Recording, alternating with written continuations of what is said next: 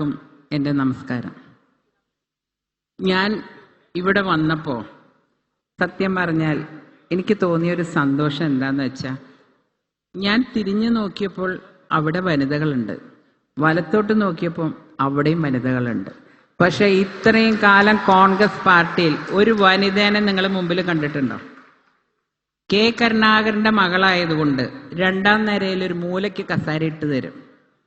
ബാക്കിയുള്ളവർ ഇരിക്കാൻ പെണ്ണുങ്ങളില്ലാത്തതുകൊണ്ട് അധികം മുഴുവൻ പുരുഷന്മാരാണ്.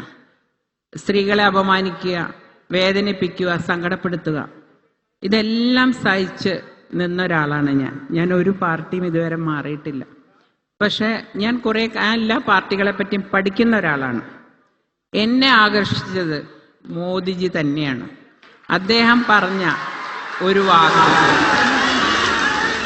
എൻ്റെ കുടുംബം ഭാരതം. അദ്ദേഹത്തിന്റെ കുടുംബത്തിലേക്ക് ഒരു അംഗമായി ചേരാൻ ഞാൻ അന്ന് തീരുമാനിച്ചു. കാരണം അദ്ദേഹത്തിന് നമ്മൾ പറഞ്ഞ മാതിരി അദ്ദേഹത്തിന്റെ വീട് എന്ന് പറയുന്നത് ഭാരതമാണ്. ഓരോരുത്തർക്കും, പ്രത്യേകിച്ച് സ്ത്രീകൾക്ക് കൊടുക്കുന്ന ആ ബഹുമാനം, ചെറുപ്പക്കാരെ വളർത്താനുള്ള വികസന പദ്ധതികൾ. കാരണം ഏറ്റവും അധികം കേരളത്തിൽ വികസനം ചെയ്ത ഒരു പിതാവിന്റെ മകളാണ് ഞാൻ. അതുകൊണ്ട് ഏത് പാർട്ടിയാണെങ്കിലും കേരളത്തിലെ ജനങ്ങൾക്ക് ഗുണം കിട്ടുന്നത് ആരാണെങ്കിലും അതിൽ നിൽക്കുക എന്നുള്ളത് നമ്മുടെ ഒരു കടമയാണ്.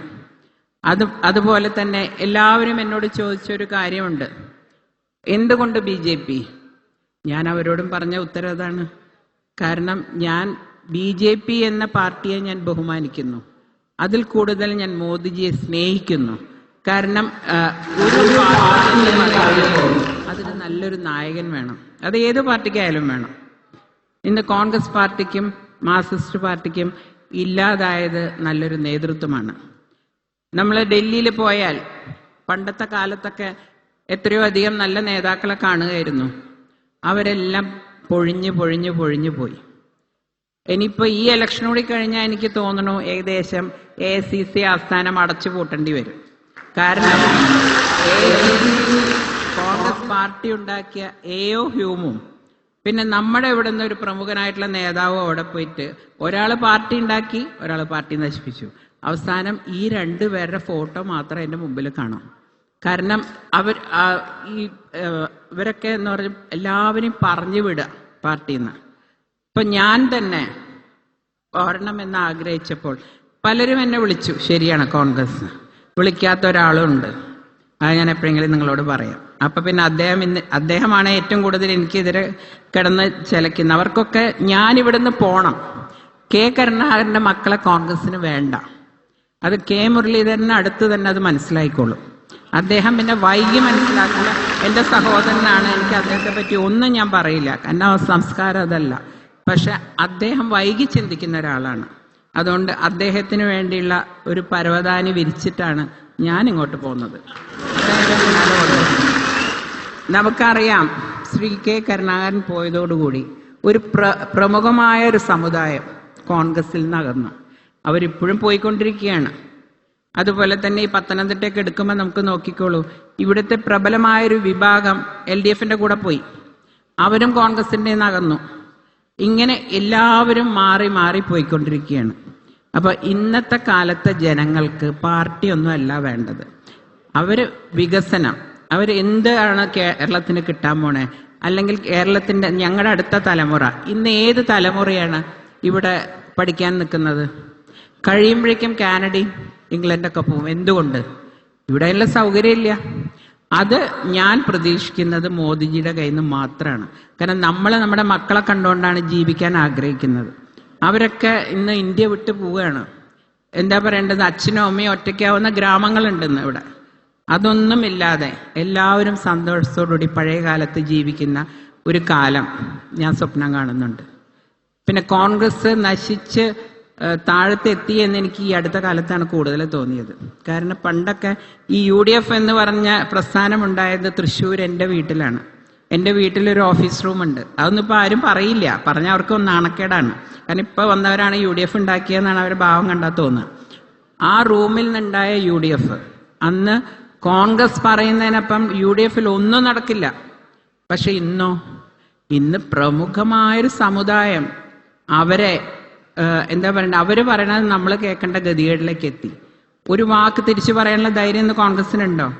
ഞാൻ ആ സമുദായത്തെ കുറ്റം പറയില്ല, കാരണം അവരവരുടെ മിടുക്ക് കാണിക്കുന്നു, അവരവരുടെ പാർട്ടി വളർത്തുന്നു, അതിനവരെ നമുക്ക് കുറ്റം പറയാനില്ല ഞാൻ വന്നത്. പക്ഷെ കോൺഗ്രസിന്റെ ഗതികേട് പറയാണ് ഞാനിവിടെ. ആ രീതിയിലേക്ക് കോൺഗ്രസ് തരം താണു പോയി.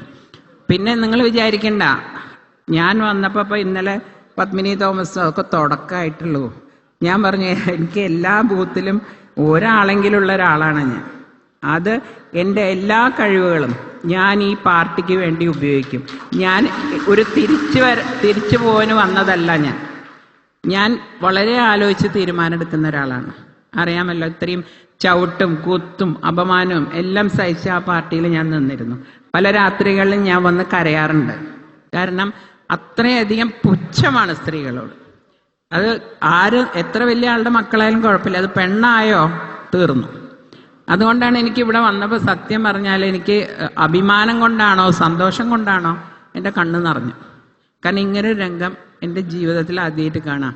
എത്രയോ കൊല്ലത്തെ രാഷ്ട്രീയ പ്രവർത്തനത്തിനിടയിൽ പെണ്ണുങ്ങൾ, ഇനി അഥവാ പെണ്ണുങ്ങളുടെ സീറ്റ് ഒന്ന് മുമ്പിലിട്ടാൽ നേതാക്കന്മാർ വന്ന് അത് കീറി പിന്നിലേക്ക് ഇടും. അവർ കയറിയിരിക്കും. നമ്മൾ ആരോട് ചോദിക്കും? കാരണം നമ്മുടെ പേരേ ഇല്ല, ആ പേരൊക്കെ അങ്ങ് വെട്ടും.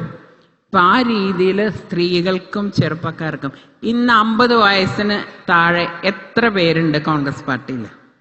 നമ്മളൊരു യൂത്ത് കോൺഗ്രസ് മീറ്റിംഗ് നടത്തിയാൽ യൂത്ത് കോൺഗ്രസ്സിൽ വരുന്നൊക്കെ 55-60 വയസ്സായ ആൾക്കാരാണ്. അപ്പം ആ രീതിയിൽ പാർട്ടി വല്ലാണ്ട് ക്ഷീണിച്ചു പോയി. അഹങ്കാരത്തിന് മാത്രം ഒരു കുറവും വന്നിട്ടില്ല.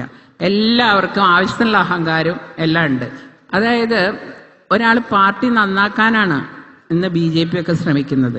ഇവർ പാർട്ടിയിൽ നിന്ന് ആരെങ്കിലും പൊക്കോട്ടെ എന്ന് വെച്ചിട്ടാണ്. കാരണം പിന്നെ നമുക്ക് മാത്രമായിട്ട് കിട്ടുമല്ലോ. പണ്ടത്തെ കാലത്ത് 2 ഗ്രൂപ്പായിരുന്നു.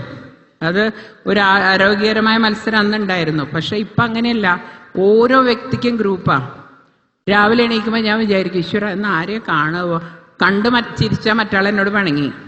അപ്പം അതുകൊണ്ട് കഴിയണതും ഞാനിപ്പോൾ ഒന്നിനും പോവാറില്ല. മനസ്സും അടുത്ത് രാഷ്ട്രീയമേ വേണ്ട എന്ന് വെച്ച് പോവാൻ നിന്ന ഒരാളാണ്. പക്ഷെ കുറേ കാലങ്ങളായി സത്യം പറഞ്ഞാൽ മോദിജിയുടെ കാര്യങ്ങളും വികസന കാര്യങ്ങളും, അദ്ദേഹം അമ്പലം മാത്രമല്ല ഉണ്ടാക്കിയിട്ടുള്ളത്. നമ്മൾ പറയാൻ നിന്നാൽ ഒരു ദിവസം മുഴുവൻ ഉണ്ടാവും അദ്ദേഹത്തിൻ്റെ വികസന പ്രവർത്തനങ്ങൾ. ഈ വികസന പ്രവർത്തനം നടത്താൻ വേറെ ഒന്നിനോടും ആഗ്രഹമില്ലാത്ത, എന്താ പറയുക, നമുക്ക് കുടുംബം കുട്ടികൾ എന്നൊക്കെ പറയുമ്പോൾ നമുക്ക് ചെറിയൊരു ഇത് വരും. പക്ഷെ അദ്ദേഹത്തിന് അതൊന്നുമില്ല. അദ്ദേഹത്തിൻ്റെ കുടുംബം എന്ന് പറയുന്നത് ഭാരതമാണ്. അപ്പം ഭാരതത്തിന് വേണ്ടി എന്ത് ചെയ്യാൻ പറ്റും എന്നാണ് അദ്ദേഹം ആലോചിക്കുന്നത്. അതിൽ ആകൃഷ്ടയായിട്ട് തന്നെയാണ് ഞാൻ വന്നത്. ഇനി ആരോടും എന്നോട് എന്തിനാ BJP വന്നതെന്ന് ചോദിക്കേണ്ട, അതിനുള്ള ഉത്തരമാണ് ഞാനിവിടെ പറഞ്ഞത്. പിന്നെ ഞാൻ വന്നതിന് വേറൊരു കാര്യം കൂടി ഉണ്ട്. അനിൽ ആന്റണി, ഞങ്ങളുടെ അച്ഛന്മാർ ഗ്രൂപ്പ് നല്ലോണം കളിച്ചിട്ടുണ്ട്. 2 പേര് അത്യാവശ്യം ഗ്രൂപ്പൊക്കെ കളിച്ച ആൾക്കാരായിരുന്നു. പക്ഷെ ഞങ്ങൾ മക്കൾ തമ്മിൽ അന്നും ഭയങ്കര സ്നേഹമായിരുന്നു. ഇവർ ഗ്രൂപ്പ് കളിക്കും, ഞങ്ങൾ സ്നേഹമായിട്ട് ജീവിക്കും. അപ്പം ഞാൻ തൃശ്ശൂർ നിൽക്കുന്ന സമയത്ത് അനിൽ ആന്റണി ഞാൻ വിളിക്കാതെ എനിക്ക് വേണ്ടി വർക്ക് ചെയ്യാൻ വന്ന ഒരാളാണ്. അതുകൊണ്ട് ആദ്യം വരുന്നത് അനിലിൻ്റെ അടുത്തേക്ക് ആവണം എന്നെനിക്ക് ആഗ്രഹം ഉണ്ടായിരുന്നു. ഒരു കാര്യം, തൃശ്ശൂരിൽ നിന്ന് വരുന്ന എനിക്ക് എല്ലാ ജില്ലയിലും എനിക്കറിയില്ല. ഒരു കാര്യം എനിക്കറിയാം, ഇപ്രാവശ്യം BJP അക്കൗണ്ട് തുറന്നിരിക്കും. അക്കാര്യത്തിൽ നിങ്ങൾക്ക് ആർക്കും സംശയം വേണ്ട. അത് എത്ര എണ്ണം എന്ന് നോക്കിയാൽ മതി. ഇനി വളരെ കുറച്ച് നാളുകളേ ഉള്ളൂ ഇവിടെ അധികാരത്തിലേക്ക് BJP എത്താൻ. ഞാൻ പലരോടും സംസാരിക്കുന്ന ആളാണ്. എനിക്ക് എല്ലാ പാർട്ടികളിലും ബന്ധങ്ങളുണ്ട്. അവരെല്ലാം ഒരു സമയം നോക്കി നിൽക്കുകയാണ്. എൻ്റെ പിന്നാലെ, ഞാൻ പറഞ്ഞില്ലേ, എൻ്റെ പിന്നാലെ ഇനി പലരും വന്നുകൊണ്ടിരിക്കുക. അതെൻ്റെ മഹത്വമല്ല, ഞാൻ പാവം. കാരണം അവർ പറയണ്ടല്ലോ, പത്മജ പോയതുകൊണ്ട് ഒന്നും സംഭവിച്ചില്ല എന്ന്. പത്മജ പോയതുകൊണ്ട് എന്ത് സംഭവിക്കുന്നു നമുക്ക് ഇലക്ഷൻ കഴിയും പറയാം എന്താണെന്നുള്ളത്. വേറെ ഒന്നുകൊണ്ട് ഞാൻ വലിയ ആളായതുകൊണ്ടല്ല. എൻ്റെ ദുഃഖങ്ങൾ ആ പാർട്ടിയിലത്തെ പല പ്രവർത്തകർ അറിയാം, നേതാക്കൾക്ക് അറിയില്ല. അപ്പം ആ പാർട്ടി പ്രവർത്തകർ വളരെയധികം സങ്കടത്തോടുകൂടി എന്നെ വിളിക്കാറുണ്ട്. അവരെല്ലാം ഇത് കഴിഞ്ഞാൽ ഇതിൻ്റെ പിന്നാലെ പോരും എന്നുള്ള കാര്യത്തിൽ എനിക്കൊരു സംശയമില്ലാത്തതുകൊണ്ടാണ് ഞാൻ പറയണത്. ഈ പാർട്ടി അടുത്ത അസംബ്ലിയിൽ അധികാരത്തിൽ വരും എന്ന് ഞാൻ വിശ്വസിക്കുന്നു. വിശ്വാസമല്ല, ഇത്രയും കാലം കെ കരുണാകരൻ്റെ കൂടെ നിന്ന് പ്രവർത്തനം നടത്തിയതിൻ്റെ ആ പരിചയത്തിലാണ് ഞാൻ പറയുന്നത്.